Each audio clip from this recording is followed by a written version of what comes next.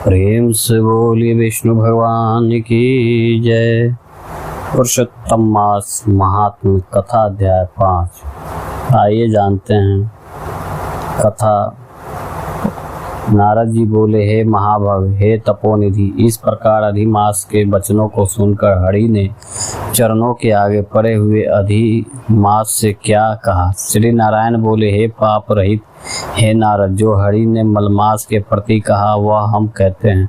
सुनो हे मुनि श्रेष्ठ, आप जो सत्य कथा हमसे पूछते हैं आप धन्य हैं। श्री कृष्ण बोले, हे अर्जुन, बैकुंठ का वृत्तांत हम तुम्हारे सम्मुख कहते हैं। सुनो, मलमास के मूर्छित हो जाने पर हरि के नेत्र से संकेत पाए हुए गरुड़ मूर्छित मलमास को पंख से हवा करने लगे।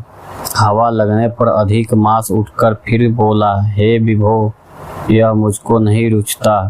अधिक मास बोला, हे जगत को उत्पन्न करने वाले, हे विष्णुवो, हे जगतपते, मेरी रक्षा करो। हे नाथ, मुझ शरण आए कि आज कैसे अपेक्षा कर रहे हैं। इस प्रकार कहकर कांपते हुए घड़ी घड़ी विलाप करते हुए अधिक मास से बैकुंठ में रहने वाले ऋषि केश हरि बोले। श्री विष्णु बोले, उठो उठो, तुम्हारा कल्याण हो। हे बस विषाद मत करो।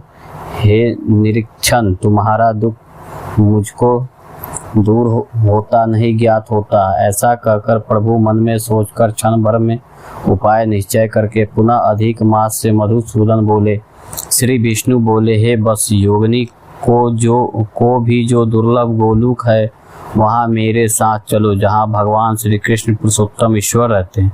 गोपियों के समुदाय के मध्य में स्थित दो भुजा वाले मुरली को धारण किए हुए नवीन मेघ के समान श्याम लाल कमल के सदिष्ट नेत्र वाले शरत पूर्णिमा के चंद्रमा के समान अति सुंदर मुख वाले करोड़ों कामदेव के लावण्य की मनोहर लीला के धाम पीताम्बर धारण किए हुए माला पहिने बनमाला से विभूषित उत्तम रत्न भरण धारण किए हुए प्रेम के भूषण भक्तों के ऊपर दया करने वाले चंदन चर्चित स्वर्ग कस्तूरी और केसर से युक्त वक्ष स्थल में श्री बस चिन्ह से सुशोभित कौस्तुक मणि से विराजित श्रेष्ठ से श्रेष्ठ रत्नों के सार से रचित किरीट वाले कुंडलों से प्रकाशमान रत्नों वाले के सिंहासन पर बैठे हुए पार्षदों से घिरे हुए जो है वही पुराण पुरुषोत्तम परम ब्रह्म है।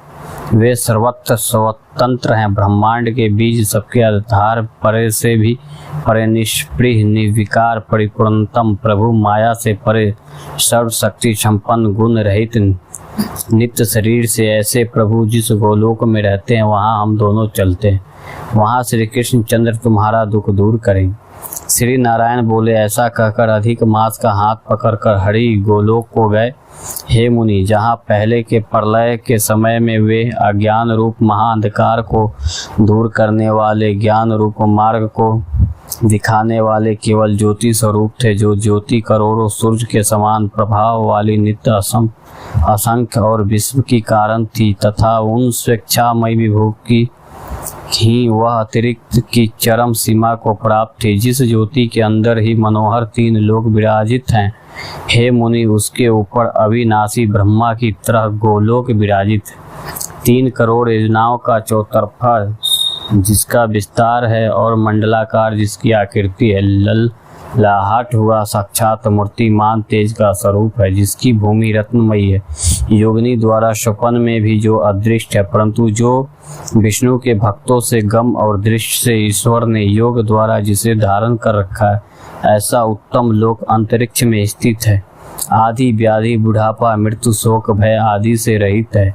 श्रेष्ठ रत्नों से भूषित असंख्य मकानों से सुशोभित उस गोलोक के नीचे 50 करोड़ योजन के विस्तार के भीतर दाहिने बैकुंठ और बाएं उसी के समान मनोहर शिव लोक स्थित है। 1 करोड़ योजना विस्तार के मंडल का बैकुंठ सुशोभित है। वहाँ सुंदर पीताम्बरधारी वैष्णव रहते हैं। उस बैकुंठ के रहने वाले शंख चक्र गदा पद्म धारण किए हुए लक्ष्मी के सहित चतुर्भुज है। उस बैकुंठ में रहने वाले स्त्रियां बजते हुए नुपुर और करण धनी धारण की है, सब लक्ष्मी के समान रूपवती है। गोलोक के बाएं तरफ जो शिव लोक है उसका करोड़ योजना विस्तार है और वह प्रलय शून्य है। सृष्टि में पार्षदों से युक्त रहता है। बड़े भगवान शंकर के गण जहाँ निवास करते हैं। शिव लोक में रहने वाले सब लोग स्वर्ग भस्म धारण किए नाग का योग पवित्र पहने रहते हैं। अर्धचंद्र जिनके मस्तक में सुशोभित है, त्रिशूल और पटिश धारी सब गंगा को धारण किए वीर हैं। उन और सबके सब शंकर के समान जयशाली है। गोलोक के अंदर अति सुंदर एक ज्योति है। वह ज्योति परम आनंद को देने वाली और बारंबार परमानंद का कारण है। योगी लोग बारंबार योगी द्वारा ज्ञान चक्षु से आनंद जनक निकार और उस पर भी उसी ज्योति का ध्यान करते हैं। उस ज्योति के अंदर अत्यंत सुंदर एक रूप है जो कि नील कमल के पत्तों के समान, श्याम लाल कमल के समान नेत्र वाले, करोड़ों शरद पूर्णिमा के चंद्र के समान शोभिमान मुख वाले, करोड़ों कामदेव के समान सौंदर्य की लीला का सुंदर धाम, दो भुजा वाले, मुरली हाथ में लिए, मंदहास युक्त पीताम्बर धारण किए हुए, श्रीवत्स चिन्ह से सुशोभित वक्षस्थल वाले, कौस्तुभ भनी से सुशोभित, करोड़ों उत्तम रत्नों से जटित चमचमाते किरीट और कुंडलों के धारण किए, रत्नों के सिंहासन पर विराजमान, वनमाला से सुशोभित, वही श्री कृष्ण नाम वाले पूर्ण पर ब्रह्मा है। अपनी इच्छा से ही संसार को नचाने वाले, सबके मूल कारण, सबके आधार पर से भी परे छोटी अवस्था वाले, निरंतर गोप वेश को धारण किए हुए, करोड़ों पूर्णचंद्र की शोभा से संयुक्त भक्तों के ऊपर दया करने वाले,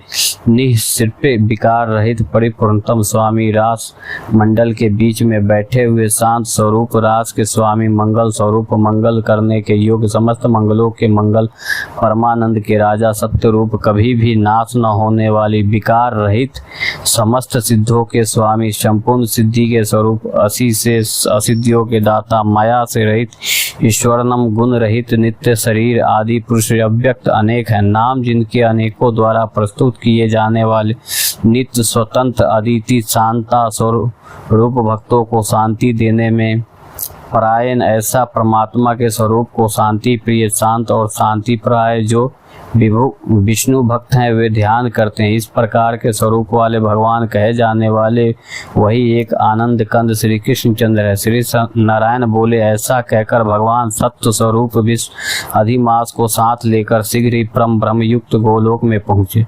सूत जी बोले, ऐसा कहकर सत्य क्रिया को ग्रहण किए हुए नारायण मुनि के चुप हो जाने पर आनंद सागर पुरुषोत्तम से विविध प्रकार की नई कथाओं को सुनने की इच्छा रखने वाले नारद मुनि उत्कंठ पूर्वक बोले, इति श्री बृहदारण्यके पुरुषोत्तम महात्म्य पंचमो अध्याय। जय जय श्री राधे, प्रेम से बोले विष्णु भगवान की जय।